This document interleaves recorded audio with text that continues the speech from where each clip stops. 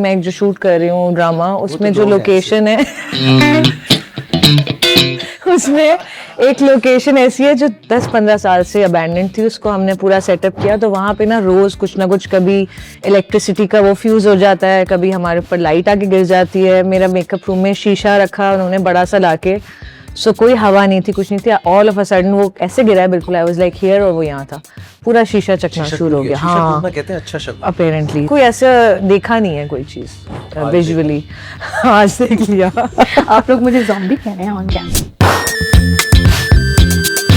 Zombie इतनी कोई बुरी बात जो zombies हैं बड़े खतरनाक हैं, ये बहुत फास्ट हैं। कैफीन भी क्या है? कैफीन के ऊपर चार्ज हैं ये लोग। तो that was a very different experience for me to be a part of that set. आज अंडा कब बनाओगे, ऑमलेट कब आएगा, आज क्यों नहीं रहा है?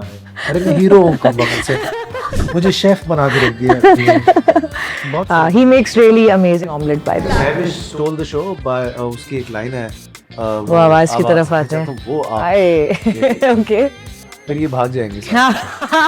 ओके आप जा रहे मुझे वो आवाज की तरफ आते हैं।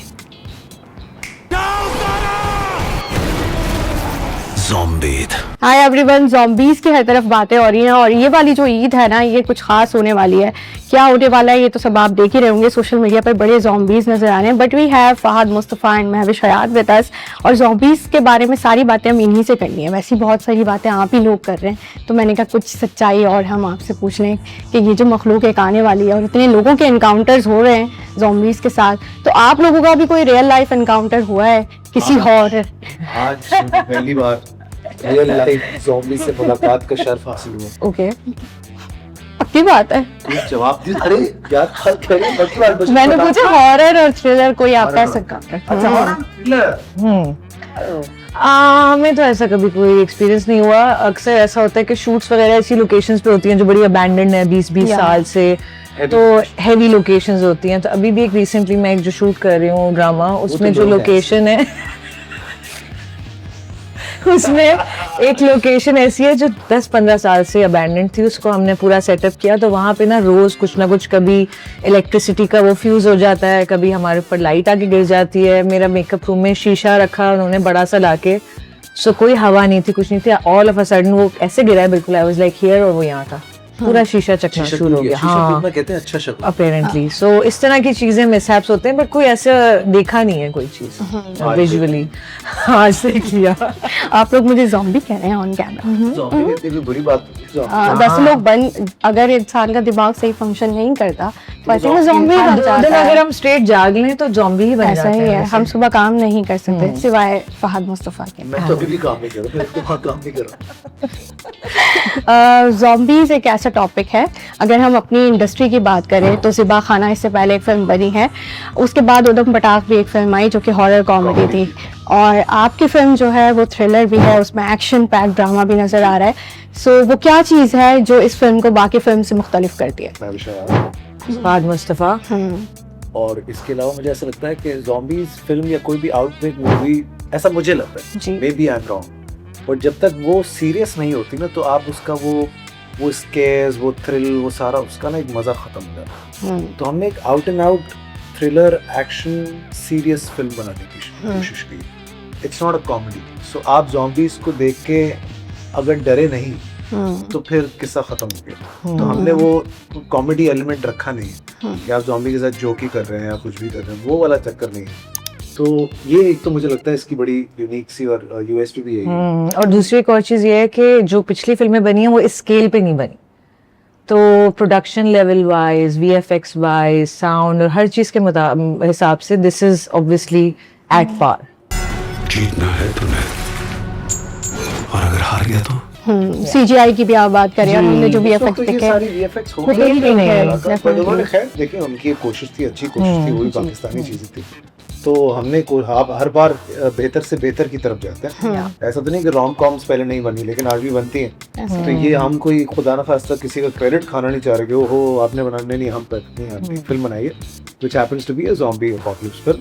और क्योंकि हाँ हैवी वीएफएक्स है, हैवी एनिमेशंस हैं, और बड़ा अच्छा और बड़ा जैसे आप कहें कि इंटरनेशनल लेवल का भी जी। है, तो लोगों को मजा आएगा देखने में। हाँ, और जब मैंने उसका ट्रेलर देखा था तो बहुत ज़्यादा हॉलीवुड सी वाइब आ रही थी, वॉकिंग डेड वाली और फ्रॉम वाली।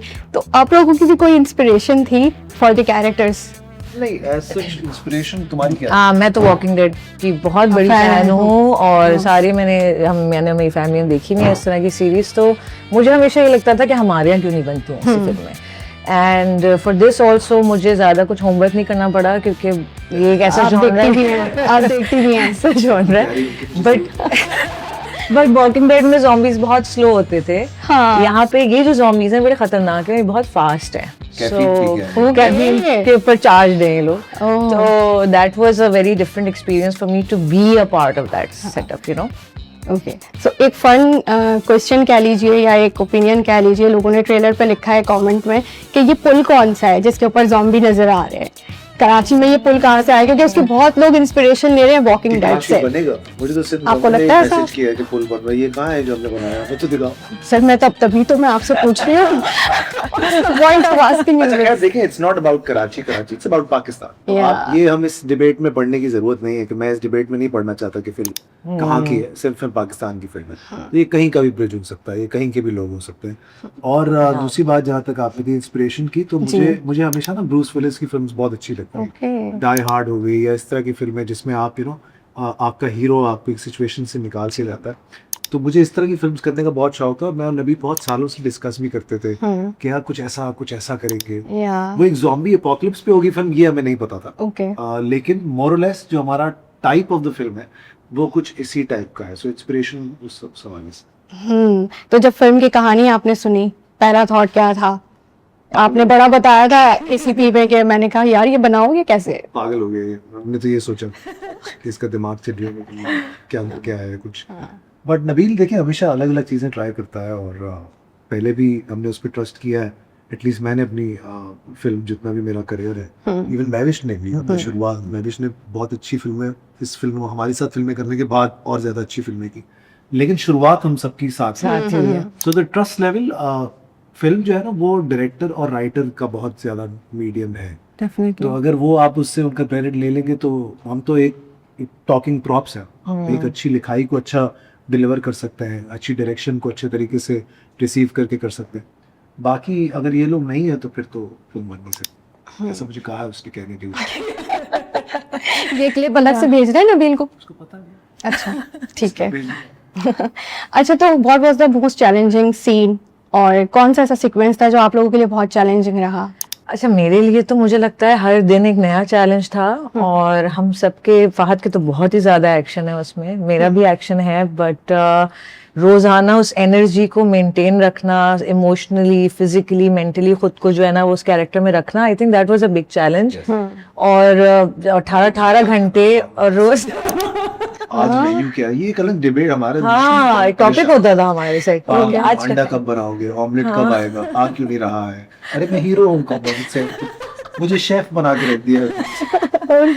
he makes really amazing omelette by the way. Oh really? Yeah. That too for free, उसके भी पैसे नहीं लिए इसने आज तक। वो ऑमलेट खा के मेरे अंदर पपाया द सेलर की तरह ताकत आ जाती है। तभी तो काम किया ना उन्होंने, फिर जाहिर बात है। हालांकि ऑलिव का रोल था इनका, लेकिन ये सोचे ना, मैं ऑलिव की तरह परेशान फिर रहा हूँ इधर। आई थिंक इस पे भी एक अच्छी Actually, डोडी उसका विलन लग सकता है। Brutus हमारी yeah. पॉपाया द सेलर थी। हाँ मुझे समझ आया। ओह, yes. चले, कोई चीज कहीं पर भी फिट हो सकती है, हाँ। वैसे इसमें क्या यही तो क्रिएटिव लिबर्टी है। सो एक सवाल जो आप लोगों के लिए सोशल मीडिया पे बहुत आ रहा है वो ये है कि हम इसमें कुछ देसी ज़ॉम्बीज भी देख रहे हैं जो कि शायद पहले लोगों ने देखे नहीं है। कुछ नहीं, सारे ही देसी हैं भाई।